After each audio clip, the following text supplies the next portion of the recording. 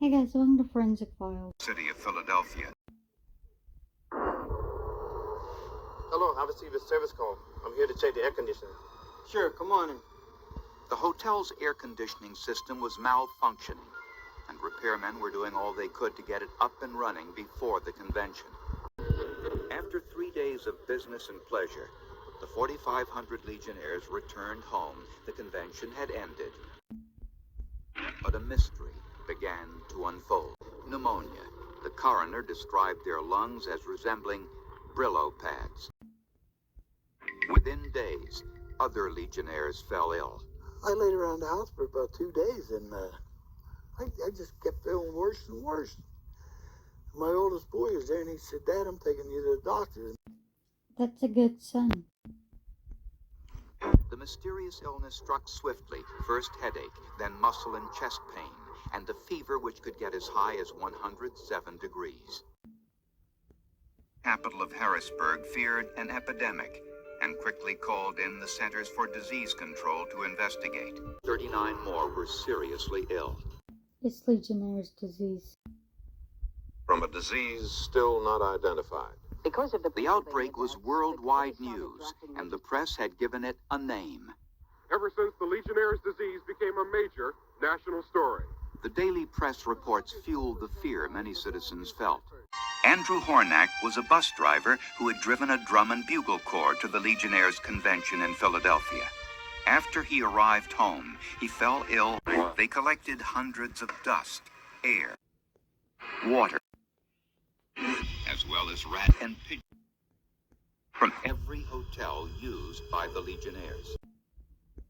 Anything which might be of interest to the biologists and toxicologists of the CDC was sent to Atlanta for analysis, and tissue samples from the autopsies were also collected and analyzed. CDC investigators had plenty of competing theories. Swine flu was at the top of their list since the symptoms were similar.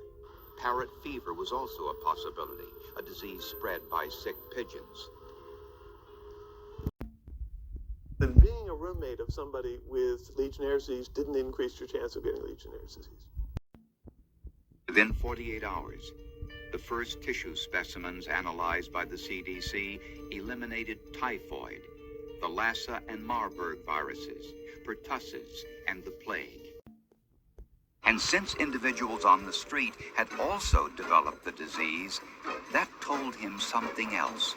We had some evidence that it was not waterborne or foodborne, and so we were developing the idea that this might be an airborne infection, but we had some additional questions to answer about that. The outbreak was slowing down. He believed the cause might now be gone. There were no new cases of Legionnaire's disease. Wonderful news. He pulled the slide of a guinea pig which had been injected with liver tissue from a Legionnaire's victim. It was a slide he had seen hundreds of times before.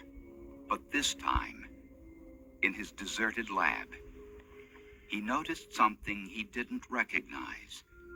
A new bacterium. He tested his newfound organism with a blood sample from a Legionnaire's disease survivor. That blood sample would contain antibodies which successfully fought the disease. If the antibodies were present, the sample would turn green. McDade looked through the microscope and saw a bright green glow. So he demonstrated that the bug was present in the liver of the guinea pig, and he demonstrated that Legionnaires developed antibodies that were specific to that agent. Well, that was the breakthrough. 147 days after the outbreak, the bacterium, hospitalized 221 others, was officially given its name, Legionella pneumophila, in honor of the Legionnaires in Philadelphia. Researchers identified an antibiotic which would kill it, erythromycin. But the question remained, where did the bacteria come from? I think And you how think was from it spread? the roof By the and time the researchers knew what air they were vent. looking for, they couldn't find it in any of the samples from the hotel. The bacteria had long since died, but researchers quickly discovered its properties. It multiplied in warm, watery conditions and could travel through the air in contaminated water droplets or mist. Since some of the victims never set foot inside the Bellevue Stratford Hotel, but were on the sidewalk in front of the hotel, Dr. Fraser believes that the bacteria most likely came from the roof of the hotel.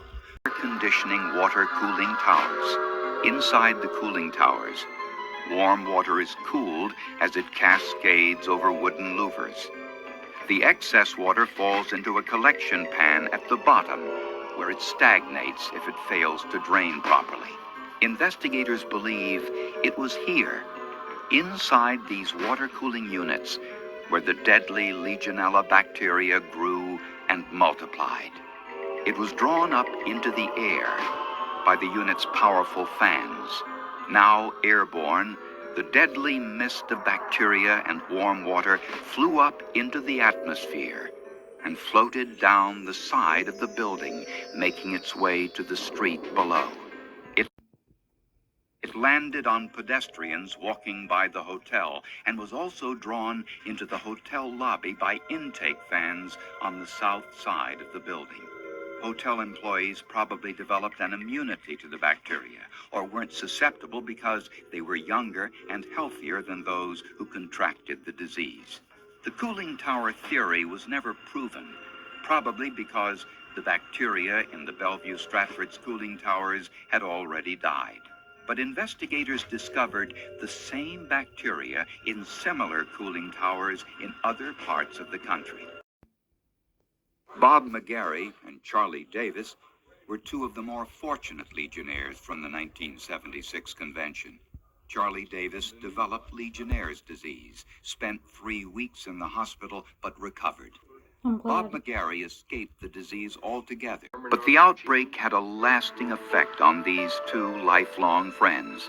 Neither one ever attended another Legionnaires' convention. I don't buy Mom. I was at the wrong place at the right time, as far as that was concerned. I was not going to press my luck. I seen it once. I don't want to do it again. Thank you for watching, and I will see you next time.